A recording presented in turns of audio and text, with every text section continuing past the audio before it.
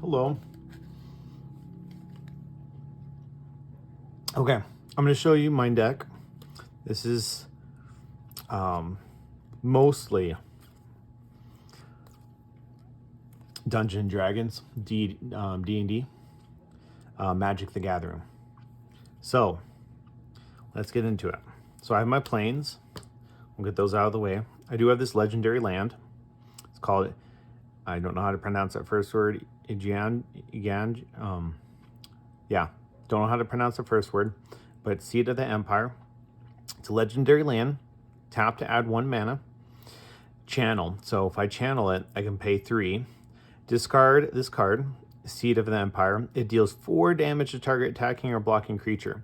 This ability costs 1 less to activate for each legendary creature you control. It's a great card.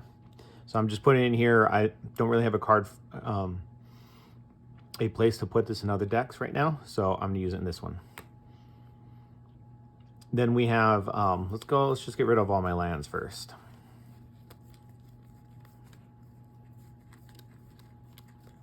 I think they're all in the back. Okay, land, sparkly land, foil, sparklies. All right. So there's my lands. I'm gonna discard these guys, or not discard them, just put them to the side.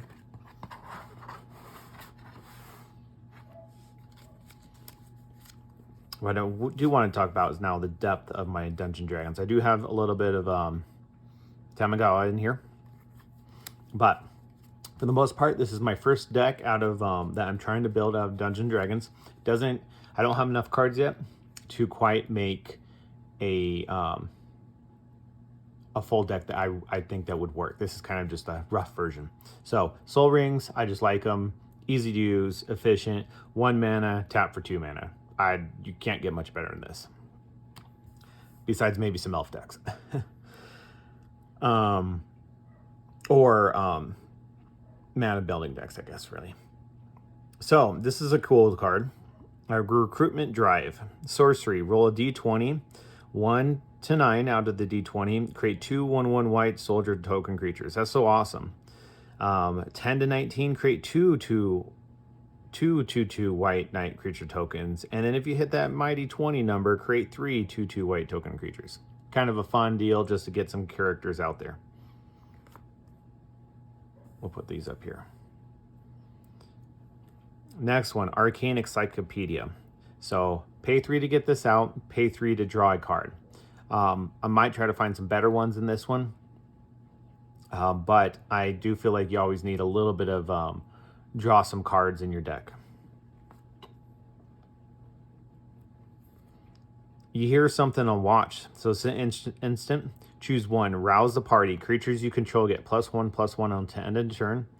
Set off traps. This spell deals 5 damage to target attacking creature. So I thought for a 2 that you get a 5 damage spell. That's actually not bad. So I'm putting this in my deck.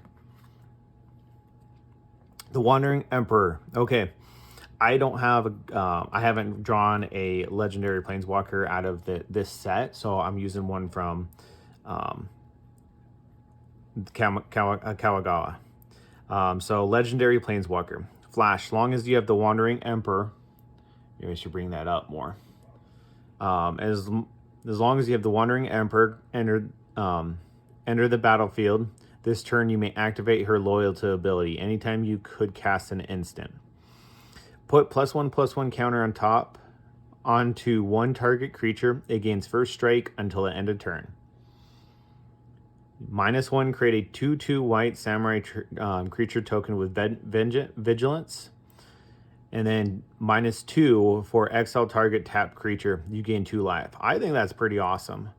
-2 to exile target tapped creature. So if they attack you, you get rid of that sucker. This guy is so good. And it's only 4. So I'm gonna put him in this deck, even though he doesn't quite have the mechanics I want of this deck. That's okay. For now, as a first build, I need some white cards that actually do something. Okay. Gloomstalker. As long as you have completed a dungeon, Gloomstalker has double strike. A 3 for a 2/3, and it has that mechanic of what I'm trying to go for of completing dungeons, that type of thing.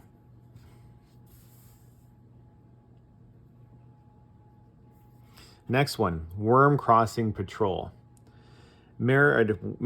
Whenever this creature attacks each opponent other than defending player, you may create a token that's a copy of this creature that's tapped and attacking that player or planeswalker they control. Exile the tokens at end of combat. So I think this is really cool. If you can beef up your characters and you're playing in a group play, which I do like to do once in a while, 3 or 4 people, I can attack them all and sick this guy on the guy that I know I won't die from him. The rest of them could be fodder. I don't care if they die. So that's kind of cool. I like that new mirrored. Next creature, create creature cat ranger, flying mirrored. This is another mirrored, and it's a flying. So I think this is kind of really awesome. It's a little expensive, 5, but if you can attack more than one opponent, you beef this guy up, you can do a lot of damage. So I put him in this deck. I'm kind of going a little mirrored. Next one, enchant. Whenever you attack, investigate. So thorough investigation. Create a colorless clue artifact token with sacrifices artifact, draw a card. So here's kind of more of the draw card I wanted to do. Whenever you sacrifice a clue, venture into the dungeon. So it's an enchantment. I kind of want to do this enchantment. I wish I had 3 more of them, but I don't. It'd be nice to do this and then just have a whole bunch of artifact or clue creating artifacts or creatures. So that would be a fun kind of way to delve into the dungeon. So thorough investigation, I want more. Radiant Solar, creature angel, flying lifelink. Whenever Radiant Soldier, or Solar, or another non-token creature enters the battlefield under your control, venture into the dungeon. So whenever Radiant Solar or another non-token creature enters the battlefield under your control, I can venture in the dungeon. Enter the first room or advance to the next room. This is another, venture into the dungeon I want. I can discard this card, venture in the dungeon, and you gain 3 life. So if I needed to get into the dungeon right away, I can discard him. Dungeon Map. Add 1. I can pay 3 mana to tap this, and I can venture in the dungeon. So there's another one that I kind of want to do. Gives me a little bit of mana, which 3 would give me 2 mana, but whatever. But venture in the dungeon is also very beneficial.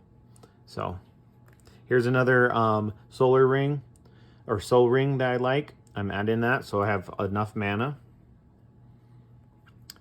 Clay Golem. Roll D8, monstrosity X, where X is the result. If this creature isn't monstrous, put an X +1/+1 counters on it, and it becomes monstrous. Berserk. When Clay Golem becomes monstrous, destroy target permanent. So 4, and then a 6 to become monstrous, and I can destroy target permanent. I think that's a great combo. Lightning Graves. Equipment creature has haste and shroud. So it's kind of a nice 2/0. Kind of gives my some of my characters a little bit of defensive ability. Cataclysmic Gearhold. So this is an artifact creature construct. So 5 mana for it. Vigilance.